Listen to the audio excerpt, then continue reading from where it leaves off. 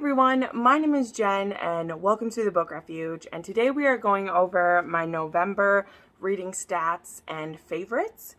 So this comes about by, if you want to know every book that I've read during the month, you're going to want to check out my weekly reading wrap-ups, which I will have linked at the end of this video. There's a playlist with all of them, but what I do for the end of the month, because I read large quantities of books, and to list them all in a wrap-up is just too much for me. So I do weekly reading wrap-ups talking about what I read, and then we dive into the stats. We will talk about a couple of my favorites. I will show you, I did read a lot physically this month, although they were paired with audiobooks. That's how I do most of my historical romances.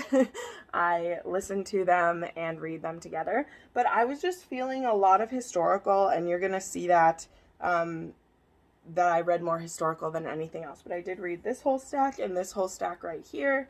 Some of these are rereads for my end of the year stuff. I began those, but I also have made a change, if you can tell. And I created 2 rainbow shelves out in my living room, and I am loving it already, getting to see them. I don't read much fantasy anymore, so having that be my backdrop, I feel like throws people off sometimes. That I am definitely a more romance-focused person, and so I just did kind of these neat shelves out here. I'm sure they'll end up as chaos soon enough, but I just want to look at them right now. So let's go ahead and dive into my stats, though. Like we do, let's start with the numbers. So this was a bit of an easing off of a month, and I'm really happy that I did that, actually, because I feel like I wasn't just rushing through books that I didn't care about. Though I didn't have as many 5 stars as I normally do, I still had a very enjoyable month, and I feel like I got a lot out of the books. Like, I found a lot of good books to recommend going forward, and I just had a lot of fun with the palette cleanser of historical romance. I'm not stopping reading dark romance by any means, but I feel that it was a really good palette cleansing month, and then the month of December is going to be a lot of rereads for me, as well as I'm pretty sure I'm going to continue with historical romance, just with Bridgerton coming up, and with the end of the year, those are just some pretty easy books to take on. So, this month I read 53 books, which was a total of 17,826 pages, which was an average of 594 pages per day. So still very good, nothing to turn up my nose at. I still feel really great about 53 books.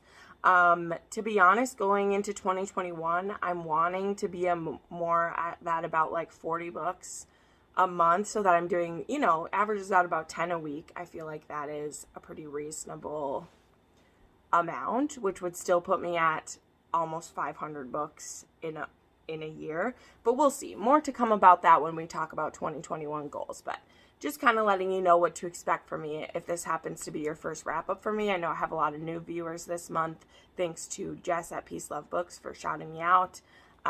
Very excited about this. These books were in the following format. I read 9 e-arcs. I'm very proud of myself for that, for catching up on my e-arcs. I read 12 ebooks, 26 physical books, and 22 audiobooks. So you'll notice there's some overlap with that. Like I said, a lot of times when I'm reading it or listening to an audiobook, I am following along with an ebook or audiobook. That is just a very pleasant way for me, especially if I don't have other things to do, because I can listen to an audiobook when I'm doing whatever. But my preferred method of reading is to be reading and listening at the same time. It's really enjoyable to me. These books were over the following genres. I read 24 historical romances, 23 contemporary romances, 1 YA science fiction, 2 paranormal romances, and 4 erotic romance fiction, whatever. My ratings for these books were very interestingly spread. So I didn't have anything lower than a 3-star. Although if I went back there, when I was making the list and going through them, there was 1 or 2 that I now wish I'd maybe given a little lower, but we'll let it stand. It's all right. I had 5 3-stars, no 3.5 stars. Then I had 22 4 stars, 15 4.5 stars, and 11 5 stars. So you can definitely tell not as many 5 stars. And the reason being for that is that I have very high standards for my historical romances. Which is funny because I know a lot of contemporaries, I will just throw a 5 star at them. I think it's also twofold. I have high standards for historical romance, but also during the month of November, I was reevaluating how I rate books because I'm coming up with my plans for 21. I'm planning to not necessarily be stricter, but like actually have a bit more of a process for how I rate books, just so that I can become a better reviewer, because I do read on enjoyment. And I think that that gets a book pretty far with me. But I also want to be kind of analyzing a little bit about where my enjoyment comes from and why, so that I can quantify it in a certain way and understand why I'm rating things that way. So I do think that that affected what my ratings were for this month. Also, since I'm rereading favorites, I was comparing books to the books that are my favorites already. And I'm like, does this book hold up to these other books I've read? And does it deserve to be a favorite? So these were a lot of thoughts going through my mind. So that is why, like when I look back, if I look back to the month of October, I had 18 5 stars and even 31 4 stars. So granted, I read a lot more books in the month of October. How many did I read? I read 73 books. I read 20 more books. But there you go. There's those thoughts. So now we'll dive into what my favorites are. I'll talk a little bit about my favorite books. I will say that, like I said, I did start my reread, and because I had so few 5 stars to choose from, 2 of my favorites that we're going to talk about were actually rereads, and I regret nothing. They were my favorite reads of the month, and they're a read that I also enjoyed earlier in my life, and then I enjoyed them this time. And I regret nothing. So this might be a little bit of a quicker favorites because of that. But we'll start with near the beginning of the month. I buddy read Her Night with the Duke with my dear friend Crystal from Crystal's Bookish Life. She is a dear, dear friend, like honestly. Crystal, I love you. You know it. She watches every video that I do, so I feel like I'm talking to her constantly. We buddy read quite a few books together. And Her Night with the Duke is one that we picked. This has been being talked about by everyone, and I understand why. I first heard about it from Jess from Peace Love Books. I first heard about it from her, but I knew it was going to be one that I loved. So this one is about a girl, Leela, who she's a widow. She was married to her father's friend at a very young age, and now he was a good husband. He was a kind man. He really looked out for her. He knew he had kind of a shitty son. He knew his son wasn't a great guy.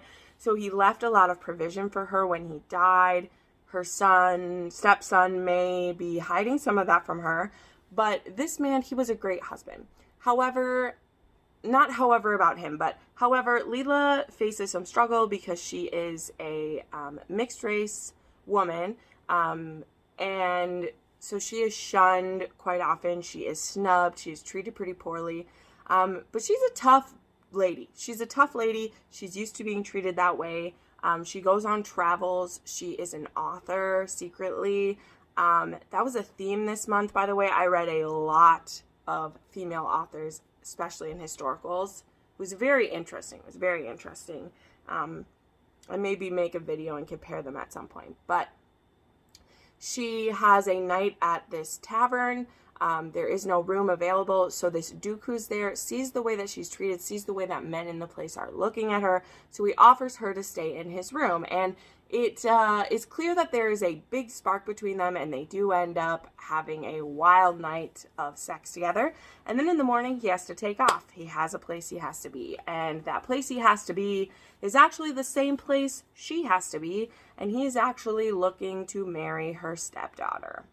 Now, this stepdaughter is only a few years younger than her. They were more like sisters while she was her stepmom. And the stepson, I think, is almost her age or even a year or two older than her. I can't remember. But I know she's closer to her stepdaughter's age than anything else. And this Duke Hunt, he is planning to marry her stepdaughter, and, you know, but nothing is, like, promised yet. That's the thing that happens in historicals. It's like, he was still seeing his mistress up until this point, and he wasn't committed to this girl yet, so it isn't cheating.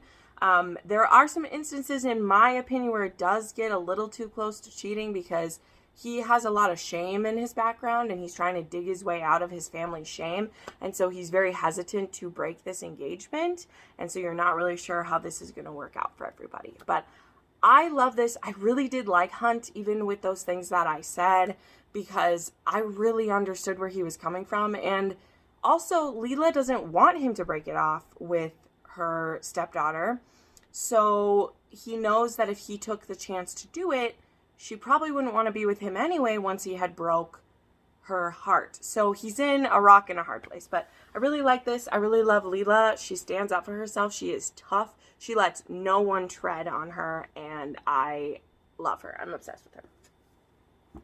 Then the next one was my first reread. I couldn't help myself.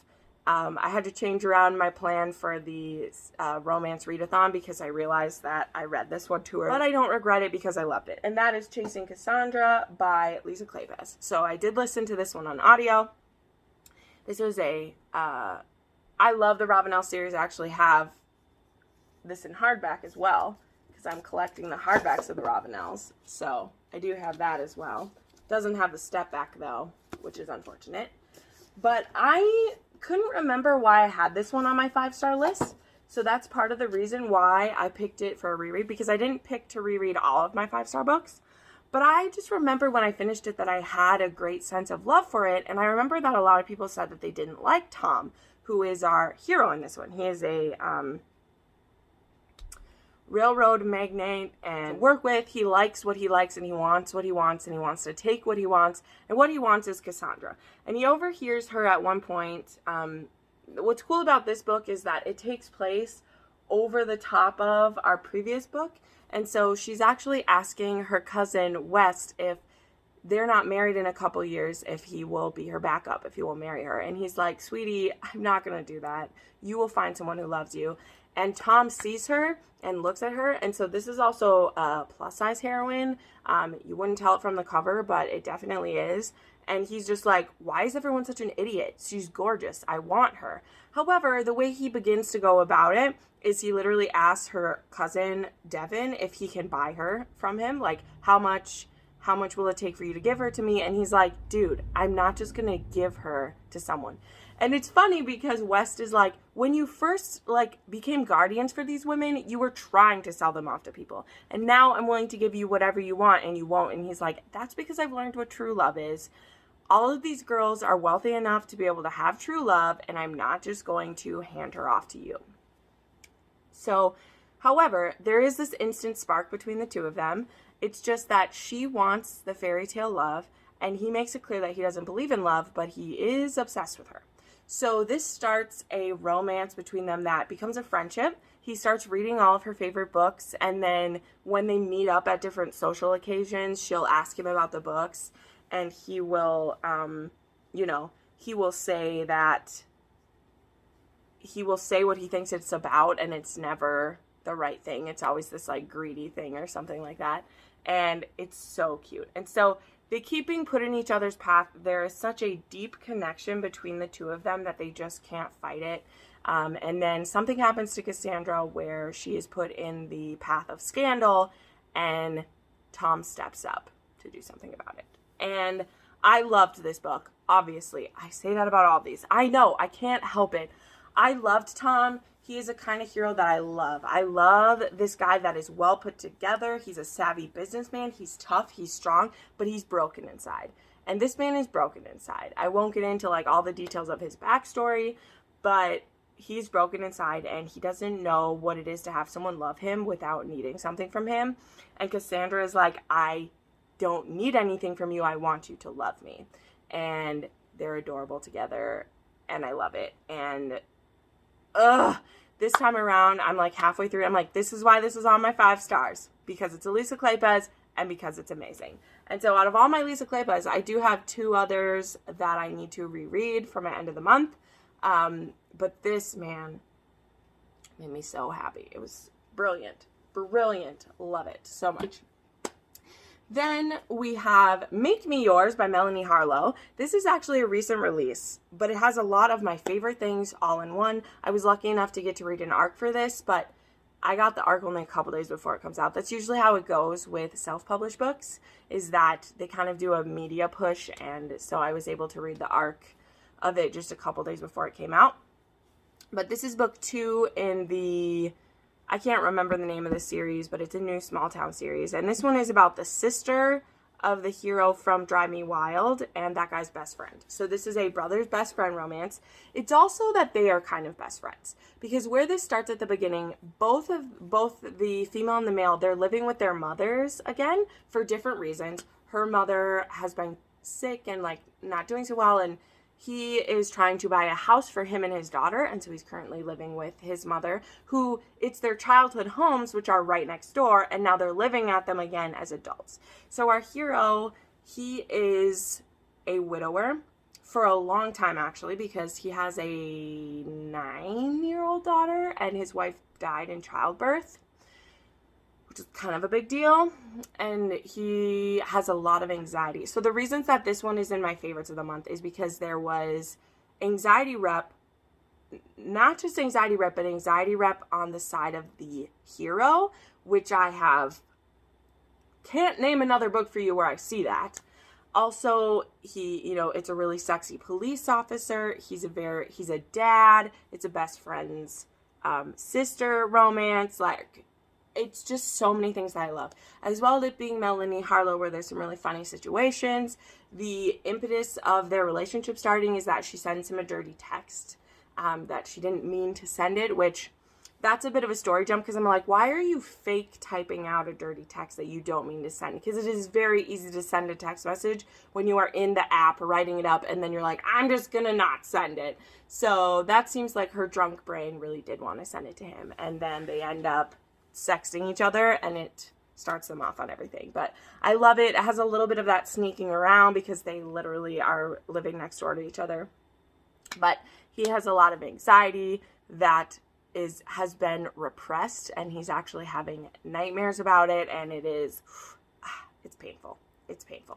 But I really, really loved it. I love Melanie Harlow's work because they have a lot of heart, but they're really funny. This one is also a great holiday romance. It takes place over Thanksgiving and Christmas, so you could read this as a holiday book if you wanted to. It's my favorite kind of holiday book, as in the holidays happen, but it's not focused around them, because I'm not a huge fan of. Then another book I gotta talk about is Truly by Rhodes. I held off reading this book. I was told that it is a lot like Untouchable, which is one of my favorite books of the year. Had one of my, I wouldn't call him my favorite hero, but one of the most like angsty books. This has a lot of, you know, it's just, there's a lot of things wrong with Untouchable. And Truly has all the best, I mean, worst parts of Untouchable put into one. This is a diverse version as well, which is great. But it's about this girl that her graduating night of high school, her boyfriend breaks up with her. And then she ends up at a party without him. And then I can't remember what the relation to this guy was. I don't know if it's his stepbrother or if it's a friend's stepbrother. I don't know. But everybody kind of like warns everyone away from him. And we have a situation like we do at the beginning of Untouchable. A bit of the difference is like, she doesn't know this person a little bit better, and this one, it's a little more clear from the beginning that she's into him, but it's still an assault scene. So trigger warnings for that, okay? This is, if you heard all my stuff I said about Untouchable, the same thing applies to Truly. There's a lot of forced situations, so know that. But I'm twisted, and I like that stuff.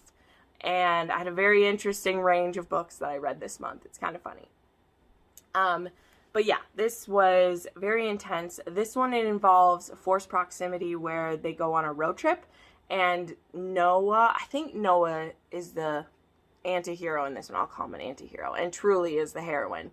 And he gets himself invited on this road trip that was just supposed to be for her and her girlfriend, and her girlfriend like let these guys invite themselves on the trip, and so, which it made me so mad, because the thing that I love about these books and like why I really love Untouchable and why I like this is this thing where like your gut hurts. Like your gut literally hurts when your heroine's in this situation, but I also know that they're going to get a lot of pleasure and fun out of it, even though someone is forcing them into it. Again, something I only will read in a fantasy situation, okay? Like, be very clear about this. But that's what I love reading about it, is that where you know that they're going to be forced into this, but the guy still is so obsessed. He's so obsessed with them that it's going to be a good time. I don't know. But I loved it. I obviously gave this one 5 stars. If you liked Untouchable and you're like me and can't find anything else like it, check out Truly. Because that's why it got recommended to me. And there are very few books that I've read that even come close to that. And Truly was as close to Untouchable as I have found.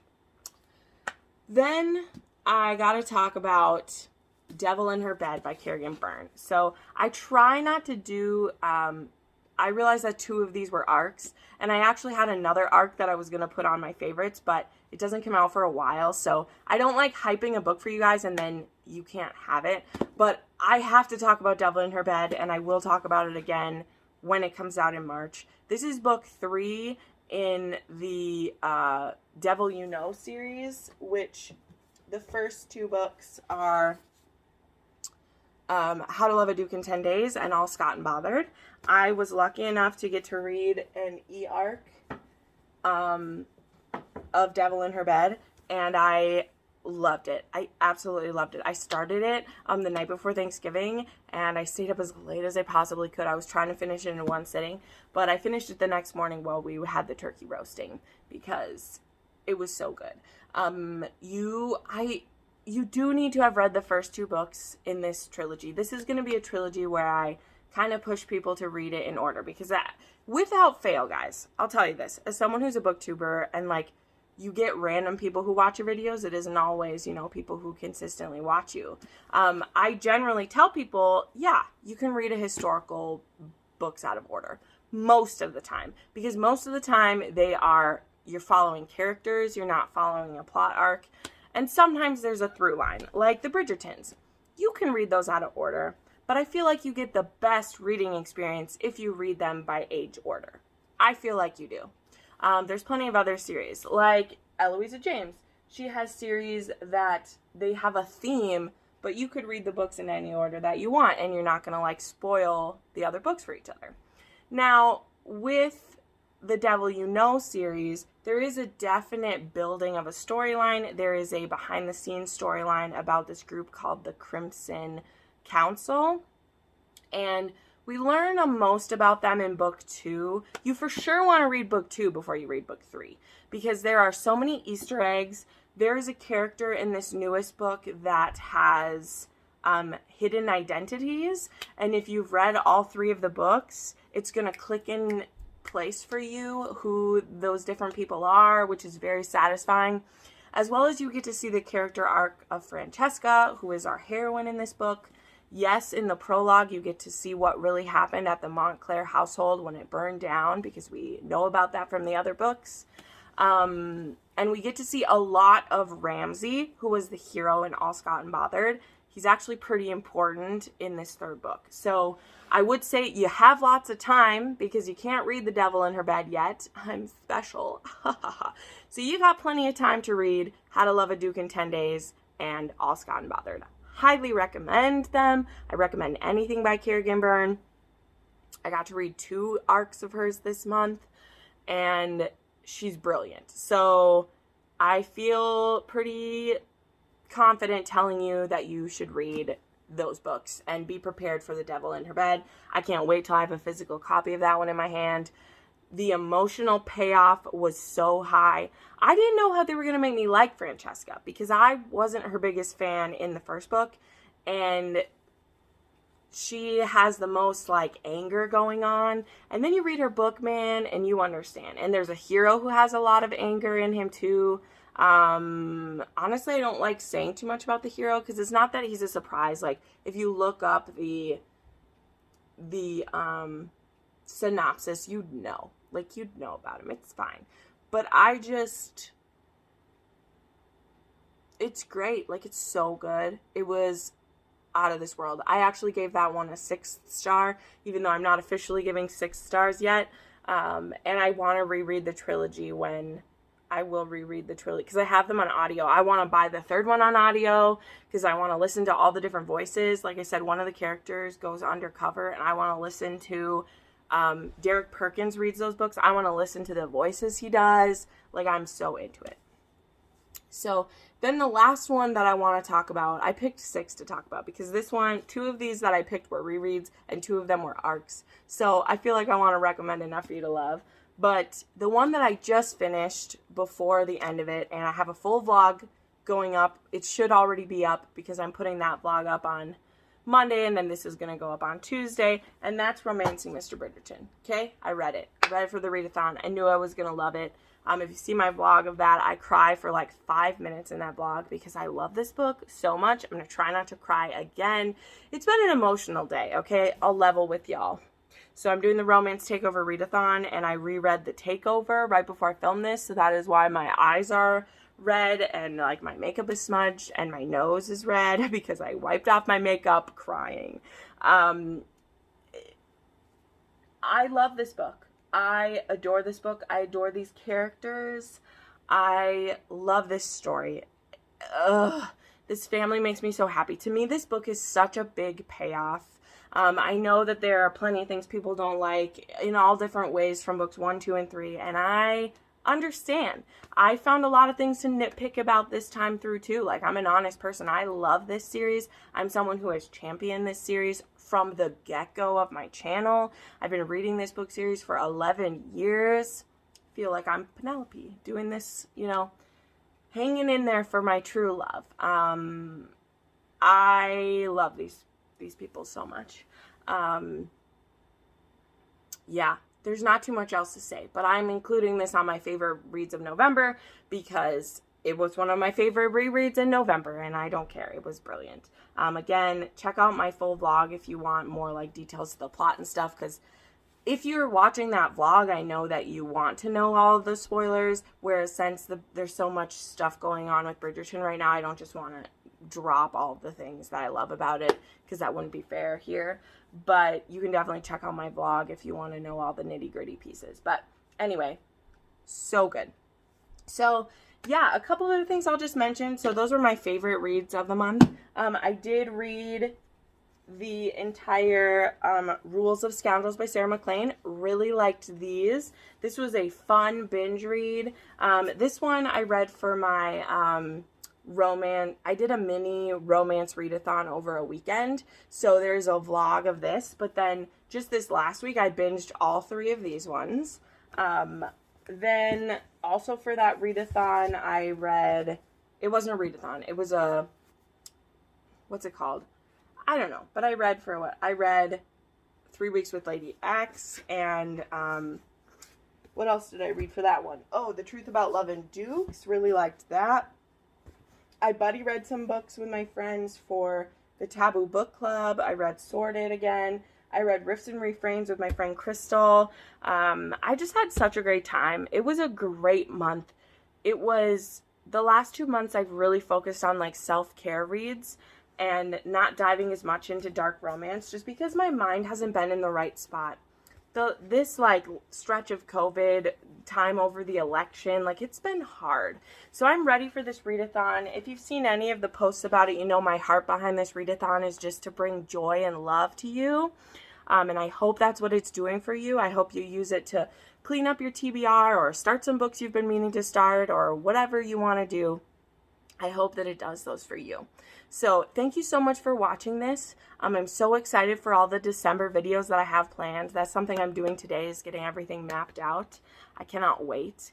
Yeah, and expect lots of content from me. There's probably going to be a video almost every day this month because I have so much stuff I want to pack in before the end of the year. I hope you will join me. At some point soon, there's going to be my 5,000 subscriber celebration, so make sure you're ready for that. And I just can't wait. I'm so excited. It's gonna be amazing. It's gonna be great. So thank you so much for watching this video. I put up new videos all the time. Make sure to click subscribe and hit that bell if you want to be notified when I upload.